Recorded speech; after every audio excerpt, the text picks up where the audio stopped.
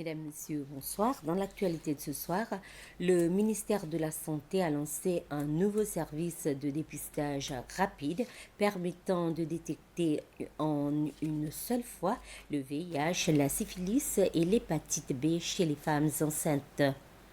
L'objectif est de permettre une prise en charge précoce des cas positifs et ainsi prévenir la transmission de ces infections aux bébés. Lors du lancement officiel hier par le ministre de la Santé, Marvin Fanny, un groupe de professionnels de la santé a participé à une séance de formation sur l'utilisation du kit de dépistage. Les Seychelles deviennent ainsi le premier pays d'Afrique centrale et orientale à utiliser ce kit de dépistage triplé. L'Assemblée nationale n'a pas pu terminer ses travaux aujourd'hui après que les membres du LDS ont refusé de revenir pour la deuxième séance après la pause du matin. Selon un communiqué du bureau du chef de l'opposition, ce retrait constitue une protestation contre les procédures de l'Assemblée, notamment la décision au Speaker Azarel Ennesta de limiter les questions supplémentaires pendant la période des questions. Les membres du LDS ont également affirmé que le vice-président Sébastien Pillet donnait des réponses trop longues et tenait des accusations auxquelles il ne pouvait pas répondre. La séance a ensuite été suspendue faute de quorum. Et plus tôt, le dirigeant de l'opposition, Bernard Georges, a interrogé le vice-président au sujet des coûts liés à un pétrolier stationné à l'extérieur du port. M. Pillet a déclaré qu'aucun coût supplémentaire n'a été subi.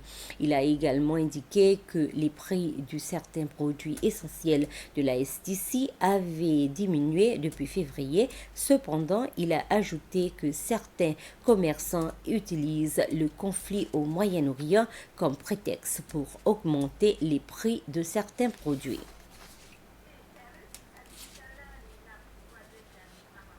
Les élèves de l'école d'études de niveau A-Level ont été récompensés pour leurs excellents résultats scolaires lors d'une cérémonie de remise de certificats qui s'est tenue cet après-midi au Centre international de conférences.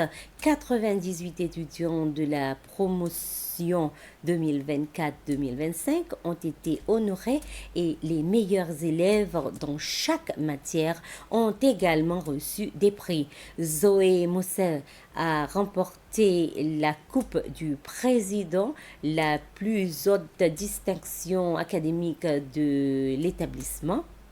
Et Greg Lafortune a reçu le prix de la meilleure performance académique, tandis que Jade Gibignon s'est vu décerner le nouveau prix d'ambassadrice pour sa contribution aux activités scolaires. Des prix spéciaux ont également été remis aux élèves ayant fait preuve de plus grande progression et d'une performance constante tout au long de leurs études.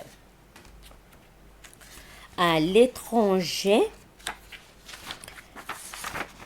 excusez-moi, la Croix-Rouge a averti que l'épidémie Ebola pourrait s'aggraver rapidement car les cas ne sont pas détectés assez tôt. De nombreuses communautés manquent d'informations et les systèmes de santé sont déjà débordés. L'organisation a également de toutes ces conditions dangereuses sont actuellement réunies et le président de la République du Congo, Félix Tshisekedi, a appelé les citoyens au calme et à la vigilance après avoir tenu une réunion de crise. Yes. Ce flash d'information, merci de votre aimable attention.